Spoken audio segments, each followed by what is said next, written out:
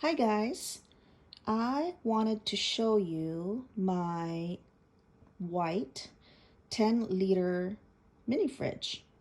I love it. It's $79. I think it's worth it. Hopefully it lasts more than a year. I actually bought two of these, one for me and one for my daughter, but I love the shimmer. If you can see, the front is very, very pretty. See that?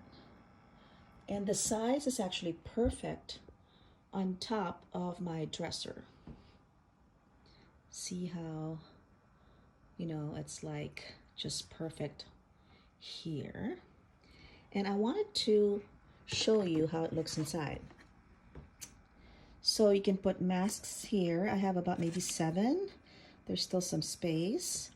I have all of my serums and my toner inside, my takeoff balm, and my ice globes. And as you can see, I just used one of these dividers. The second one I removed just to make sure that I have enough space for my toner. But otherwise, I love it. I don't think I can use the 4-liter mini fridge. That'll be too small for me. This is just the perfect size.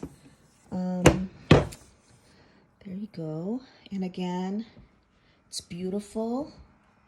It's actually quiet. This is the back.